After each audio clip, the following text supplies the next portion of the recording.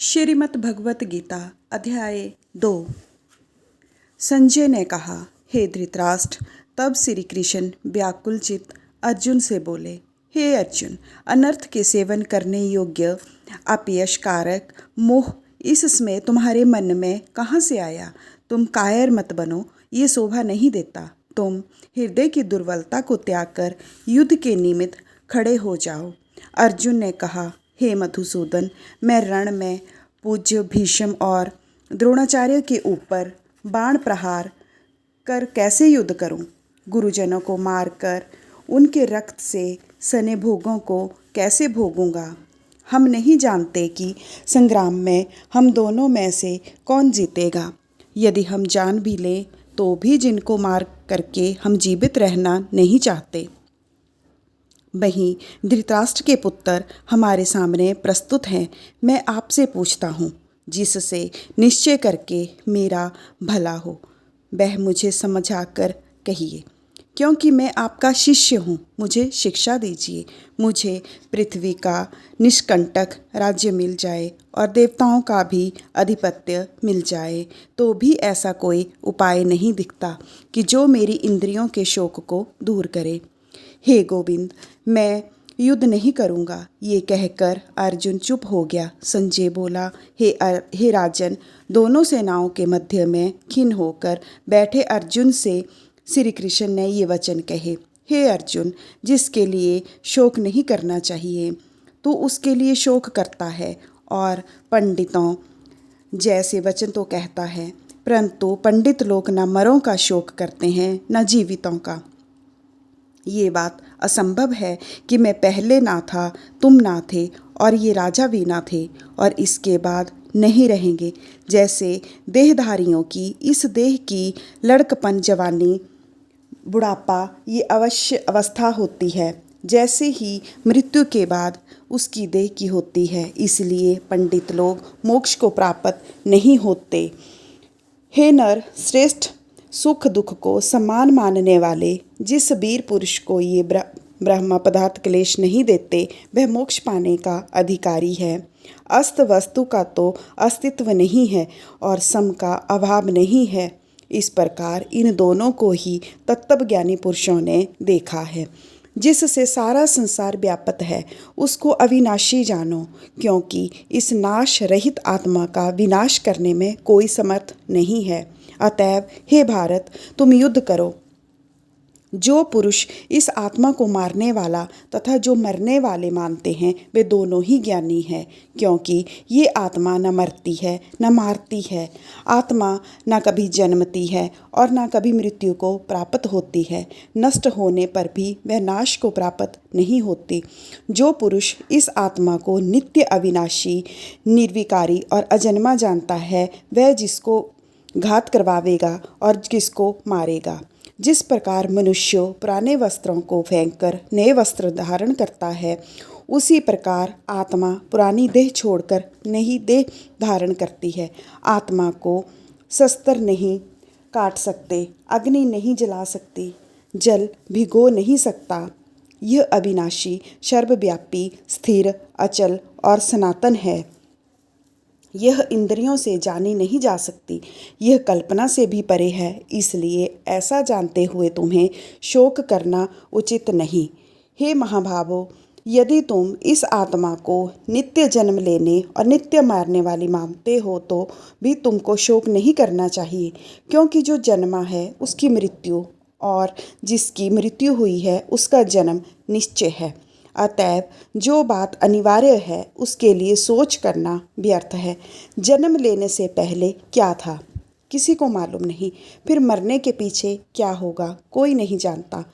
ऐसी दशा में जिस बात का सोच करना तुमको उचित है, इस कारण सब प्राणियों के विषय में तुमको सोच करना उचित नहीं है। अपने धर्म को भी सोचकर तुमको घबराना उचित नहीं है, क्योंकि क्षत्रिय को धर्मपूर्वक युद्ध से और कुछ भला करने वाला नहीं है। हे पार्थ, बिना कुछ किए स्वर्ग का द्वार रूप यह युद्ध तुमको स्वतः प्राप्त हुआ है। यदि तुम अपने धर्म के अनुसार इस संग्राम को न करोगे तो अपनी धर्म और बड़ाई खो बैठोगे। सब लोग सदा तुम्हारी अपकृति करेंगे और प्रतिष्ठा वाले पुरुषों के लिए अपयश का होना मृत्यु से भी बढ़कर है। हे महारथी, समझेंगे कि अर्जुन डरकर संग्राम से हट गया और अब तक जो लोग तुम्हारा मान करते थे वे अपयश करने लगेंगे। शत्रु लोग तुम्हारे पराक्रम की निंदा करते हुए अनेक प्रकार के दुर्वचन कहें। इससे बढ़कर दुख तुमको और क्या होगा। यदि तुम युद्ध में नष्ट हो गए तो स्वर्ग का सुख भोगोगे और जितने पर पृथ्वी तल पर राज्य करोगे। इसीलिए युद्ध के निमित्त दृढ़ प्रतिज्ञा होकर खड़े हो जाओ। सुख दुख, लाभ हानि, जय प्रजय, इनको समान समझकर लड़ने के लिए तैयार हो। ऐसा करने से तुम पाप को प्राप्त नहीं होगे। हे पार्थ, यह ज्ञानोपदेश ज्ञान योग के विषय में तुमसे कहा गया। अब निष्काम कर्मयोग के विषय में सुन, जिस ज्ञान को पाकर कर्म बंधन से तेरी मुक्ति होगी। कर्मयोग मार्ग एक बार प्रारंभ किए बिना कर्म का नाश नहीं होता और विघ्न पड़ने पर भी शुभ फल देता है, और इस कर्म का केवल प्रारंभ ही संसार के भय से छुटकाकर पूर्ण बाह्य प्राप्त कराता है। निश्चय कराने वाली बुद्धि इस निष्काम कर्म में एक ही है और कामना वाले पुरुषों की बुद्धि एकाग्र नहीं रहती, उनकी शाखा प्रशाखाएं होती हैं। ऐसी दशा में मनुष्य संदेह में रह जाता है। हे अर्जुन, अज्ञानी उस पुष्पिता वाणी को ही स्वर्ग सुख से बढ़कर कुछ नहीं समझते। स्वर्ग सुख को ही जो उत्तम पुरुषार्थ समझते हैं, उनका कामनाओं से चित्त व्याकुल होने के कारण निश्चयात्मक बुद्धि में मोक्ष साधन को नहीं उत्पन्न होता, कारण कि उनका चित्त भोगादि में सदैव निमग्न रहता है। जिन मनुष्यों का चित्त इस प्रकार मोहलिप्त है और जिनकी आसक्ति भोग विलास और ऐश्वर्य में है, ऐसे पुरुषों के अंत कारण में निश्चयात्मक बुद्धि नहीं होती। हे अर्जुन, वेद त्रिगुणात्मक हैं, तुम निष्काम हो जाओ। सुख दुख को समान जानकर नित्य योग, क्षेम आदि स्वार्थों में ना पड़कर धीरजवान और आत्मनिष्ठ हो। जैसे छोटे छोटे अनेक जलाशयों में मनुष्यों का कार्य सिद्ध नहीं होता, बड़े जलाशयों में से वे सब प्रयोजन अनायास ही सिद्ध हो जाते हैं।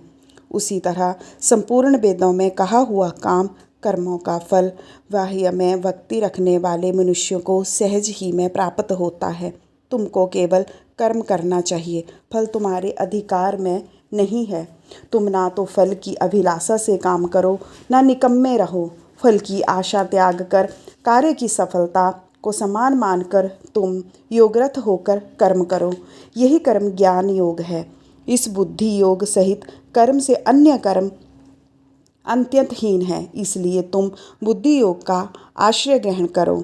फल की इच्छा रखने वाले निकृष्ट होते हैं।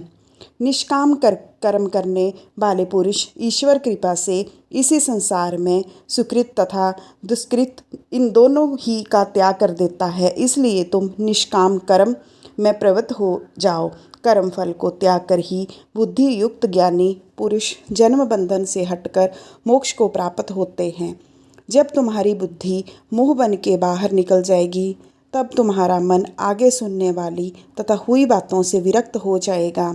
अनेक श्रुति स्मृतियों के वचनों से सुनने से तुम्हारी बुद्धि भ्रमित हो गई है। जिस समय वह निश्चल होकर आत्मा में स्थित होगी, तभी तुमको तत्व ज्ञान प्राप्त होगा।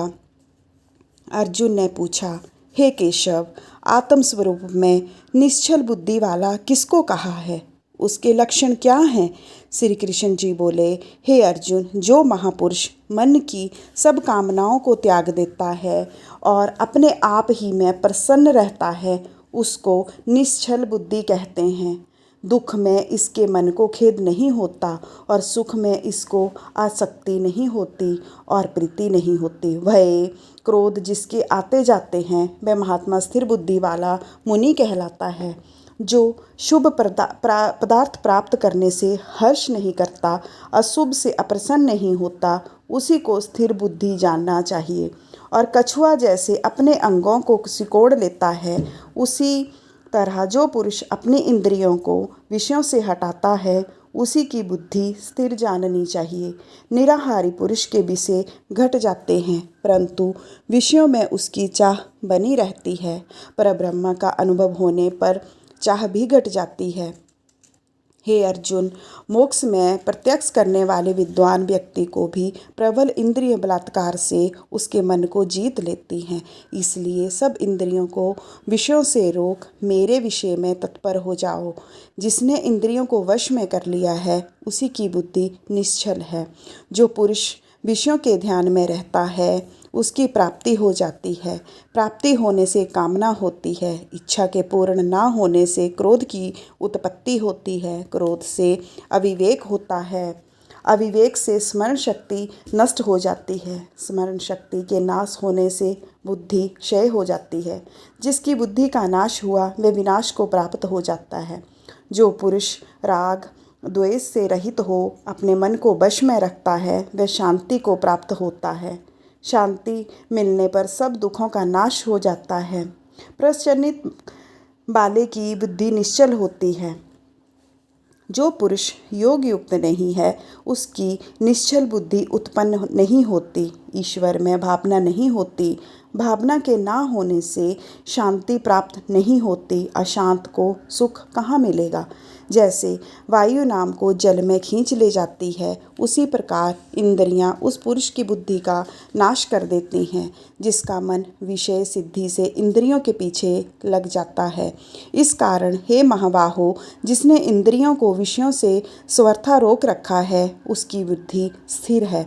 जो सब प्राणियों की रात है उसमें संयमी जागता रहता है और प्राणी मात्र जिस समय जागते हैं मुनिजनों की वह रात्रि है। जल से भरे समंदर में और नदियों का जल भरने पर भी वह अपनी मर्यादा पर रहता है। उसी प्रकार जिस पुरुष में इच्छा के ना रहने पर भी सब विषय भोग प्रवेश करते हैं उसी को शांति मिलती है। विषयों की इच्छा करने वाले को शांति नहीं मिलती। जो सब कामनाओं को छोड़कर तथा इच्छा रहित विचारता है और ममता अहंकार जिसमें नहीं है वह शांति को प्राप्त होता है। हे पार्थ, ब्रह्म स्थिति यही है। ऐसी स्थिति मिल जाने पर प्राणी फिर मोह में नहीं फंसता और अंत समय में निर्वाण ब्रह्म को प्राप्त होता है।